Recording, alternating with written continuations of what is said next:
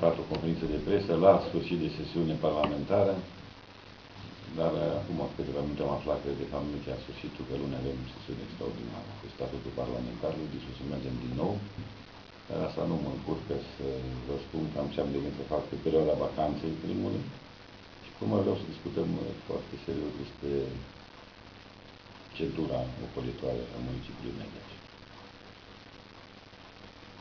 Referitor la activitatea de pe timpul vacanței, o să merg din unitatea administrativă, unitatea administrativă din tot colegiul. Am avut o discuție, am început la nivel de senat o întâlnire cu colegii pe județe, am făcut la Prahova și la Constanța. În septembrie o să fie tot o delegație de senatori, inclusiv miniștrii care avem destul de mulți, și printre ei și cel care răspunde de fondurile europene, domnul Todorovici, în delegație fiind și senatori. Și încercăm să promovăm, cum spuneam și la ultima conferință, în negocierea la Bruxelles, fondurile europene să vină pe programele într-adevăr eficiente, ca să pot să fie și accesate în viitor.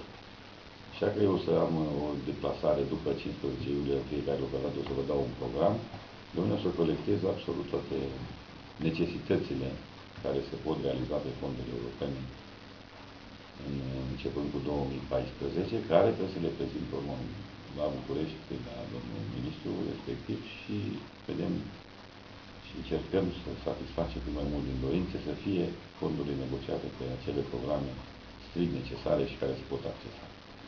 Deci, după 15 iulie va avea loc această deplasare, iar în septembrie, când delegația va veni aici, eu o să le dau înainte, o să dea și explicații probabil pe fiecare în parte la solicitări.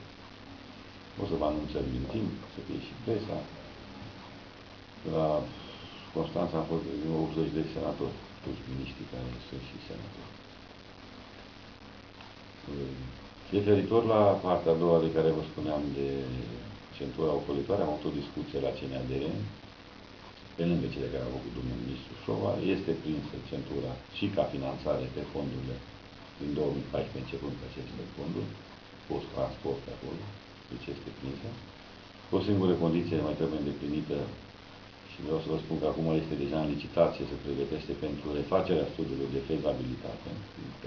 Știm bine, inițial când a fost aprobată centura în 2004, studiul s-a făcut de către reprezentanții Băncii Mondiale care asigurau 85% și era un preț de vreo 22 de milioane de dolari, dacă nu mă înșel.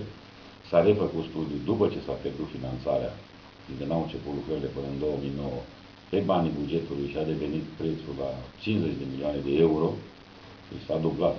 Și acum vor să rămurească, să refacă din nou studiul, să vedem la ce valoare ne încadrăm și începând în 2014 să liciteze și firma care va fi și proiectare și execuție.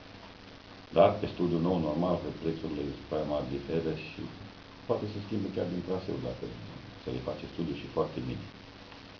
Ceea ce trebuie făcut de urgență, și am discutat și la nivel, și am înțeles că s-a primit deja o adresă și la nivel de primărie, și aici deja suntem la cheremul Consiliului Local ca să putem urgenta lucrurile, drumul DN14, care era prin oraș, cedat de către Consiliul Local la Ministerul Transporturilor atunci, pe vremea respectivă, ca să facă de către ei, adică Sibiul cu Aurel Blaicu și știți bine care este, va trebui preluat înapoi de către primărie, Consiliul Local, fiindcă nu pot exista două bucăți de drum. Eu am spus-o și la vremea respectivă, deci pe DN14 Sighișoara, Sibiu, nu pot fi să aibă un drum și prin oraș și un drum și pe centru. S-a și primit din informațiile care am adresat la primărie, ei vor trebui să întrunească într-o ședință foarte rapid și urgent să preia acest drum înapoi. Este ca penal dacă se lucrează la ambele drumuri cumva.